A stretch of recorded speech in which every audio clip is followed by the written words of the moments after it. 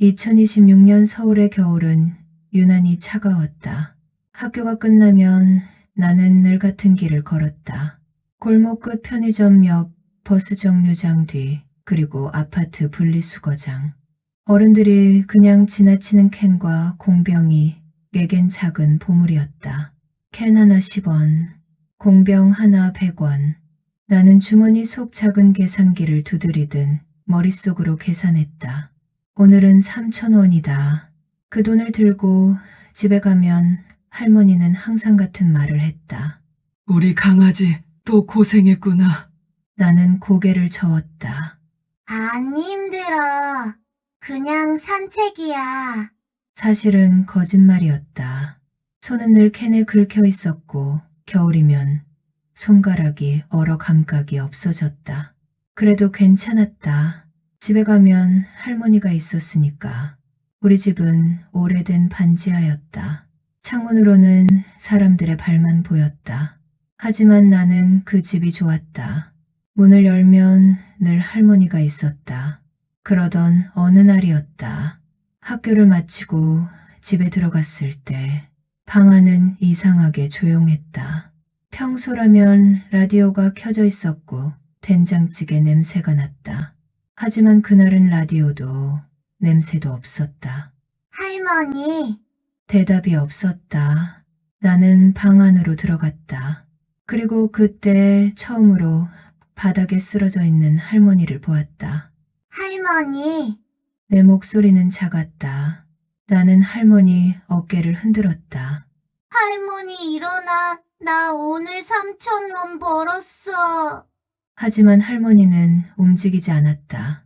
그날 밤 처음으로 나는 구급차를 탔다. 병원 복도에서 나는 캔 봉지를 꼭 쥐고 있었다. 그 안에는 오늘 모은 캔들이 들어있었다. 나는 그것을 버리지 못했다. 왜냐하면 그게 오늘 하루 내가 한 일이었으니까. 잠시 후 의사가 나왔다. 어른들이 작은 목소리로 이야기를 나눴다. 나는 그 말을 정확히 듣지는 못했지만 한 가지는 알 수 있었다. 할머니는 많이 아프다는 것.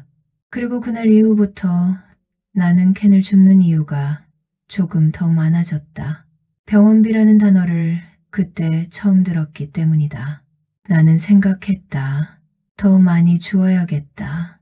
그래서 다음 날부터 나는 더 먼 골목까지 걸어 다니기 시작했다.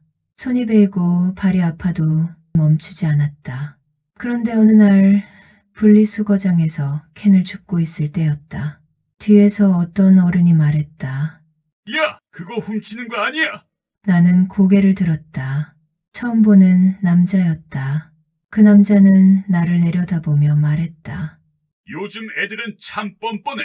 그날 나는 처음으로 사람들 앞에서 도둑이라는 말을 들었다. 그리고 그 장면을 멀리서 누군가가 조용히 보고 있었다는 걸. 그때 나는 아직 모르고 있었다. 그 사람이 내 인생을 완전히 바꾸게 될 거라는 것도. 나는 손에 쥐고 있던 캔 봉지를 더 꽉 잡았다. 차가운 알루미늄이 손바닥을 눌렀다. 그거 훔친 거 맞지? 남자의 목소리는 점점 커졌다. 아파트 분리수거장 앞이라 지나가는 사람들도 있었다. 나는 고개를 저었다. 아니에요. 버린 거예요. 하지만 남자는 비웃듯 웃었다. 버린 걸 왜 내가 가져가? 그거 다 돈 되는 건데. 나는 잠깐 말문이 막혔다. 사실 그 말이 틀린 건 아니었다. 그래도 나는 조심스럽게 말했다. 할머니 병원비 벌어야 해서요. 내 목소리는 점점 작아졌다. 하지만 남자는 전혀 들으려 하지 않았다. 요즘 애들 참 영악하다니까. 핑계는 주변 사람들이 조금씩 쳐다보기 시작했다. 나는 얼굴이 뜨거워졌다. 그때였다. 뒤에서 한 아주머니가 조용히 말했다. 저 아이 매일 캔 줍는 애예요. 나는 고개를 들었다. 편의점에서 일하는 아주머니였다.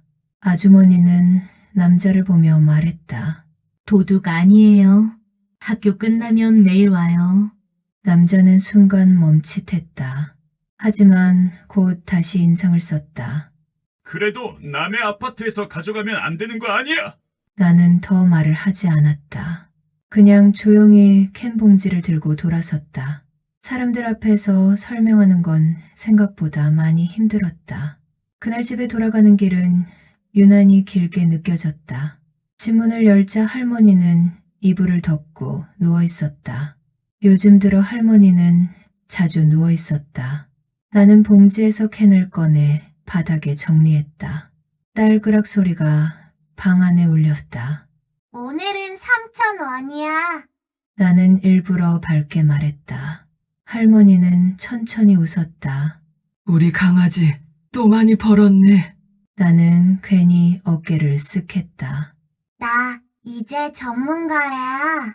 할머니는 웃었지만 기침이 오래 이어졌다. 나는 물컵을 들고 갔다.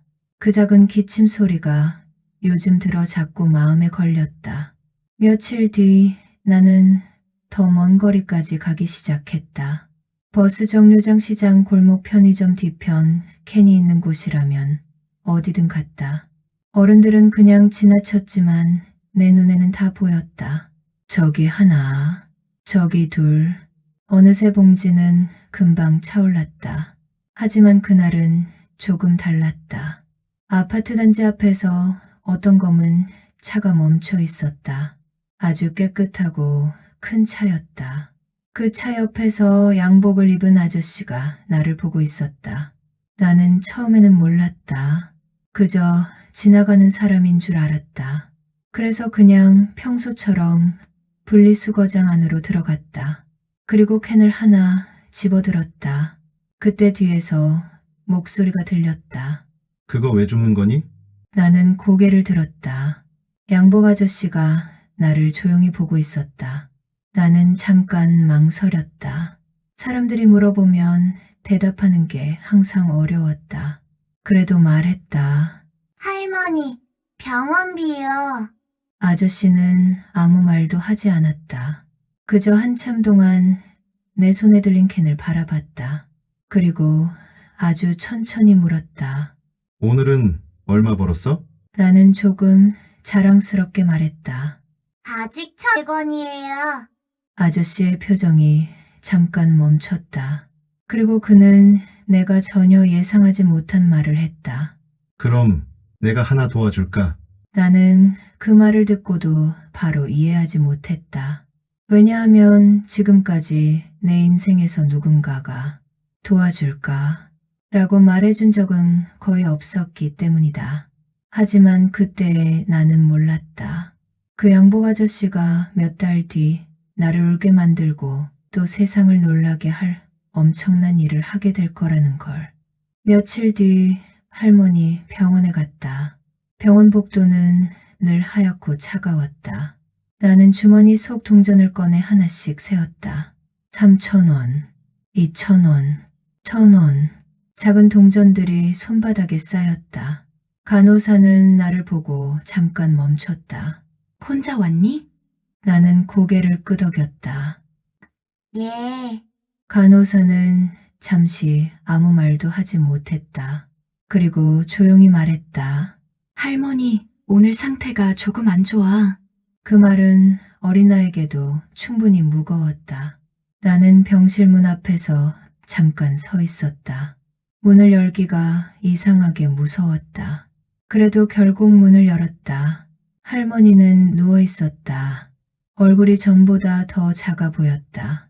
나는 의자에 앉았다. 그리고 동전을 꺼냈다.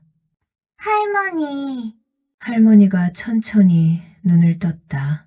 나는 손바닥을 펼쳤다. 오늘은 6,000원 벌었어. 할머니의 눈이 조금 흔들렸다. 우리 강아지.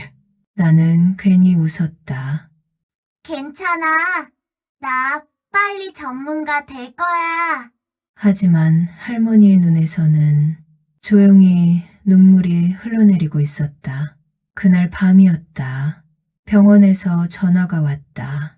나는 그때 처음으로 어른들이 쓰는 말을 들었다. 위독합니다. 나는 그 단어를 정확히 몰랐다. 하지만 느낌은 알았다. 그래서 병원으로 뛰어갔다.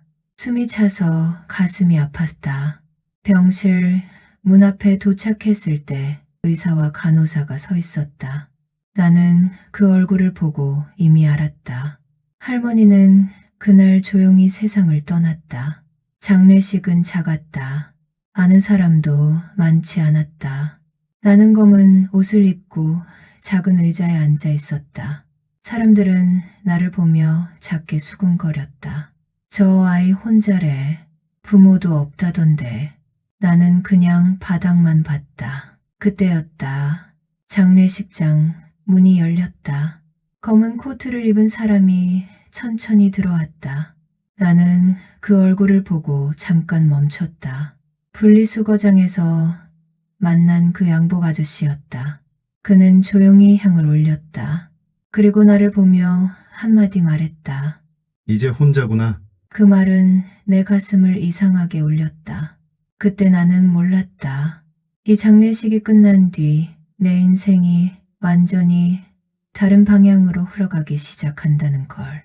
할머니 장례식이 끝난 뒤 나는 고아원으로 가게 됐다.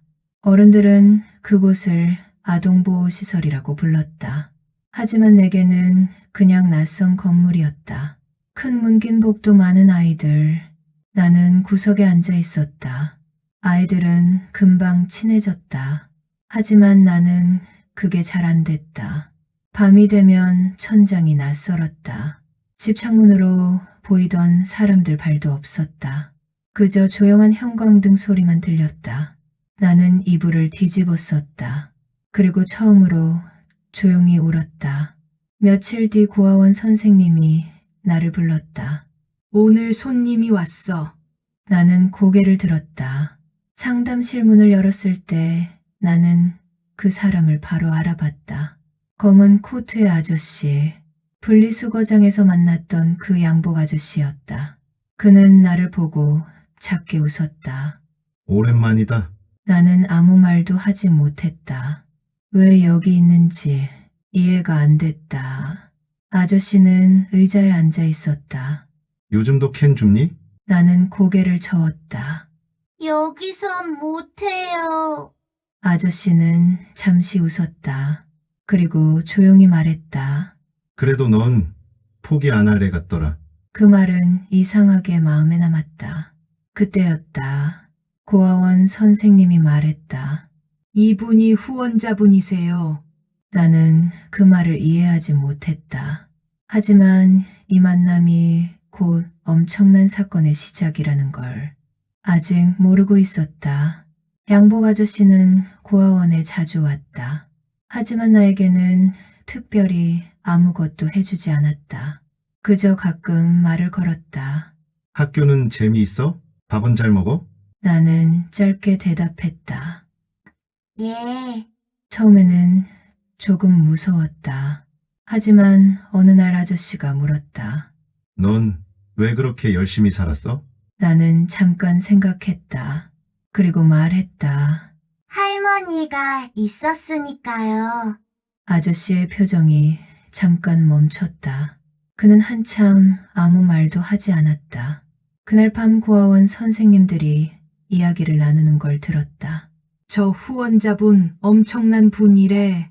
서울에서 큰 회사 대표라던데. 나는 그 말을 이해하지 못했다.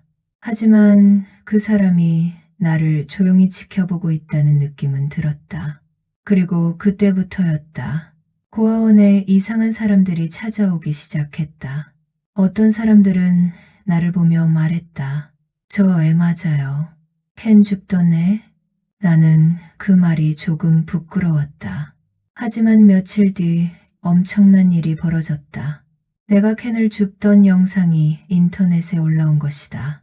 그리고 그 영상은 순식간에 전국으로 퍼졌다. 영상은 아파트 CCTV였다. 내가 분리수거장에서 캔을 줍는 모습, 그리고 어떤 남자가 나에게 도둑 아니냐고 말하는 장면. 사람들은 댓글을 달기 시작했다. 저 아이 뭐야. 병원비 벌려고 캔 줍는 거래. 저 어른 뭐냐. 영상은 하루 만에 수백만 명이 봤다. 그리고 그 남자는 인터넷에서 엄청난 비난을 받기 시작했다.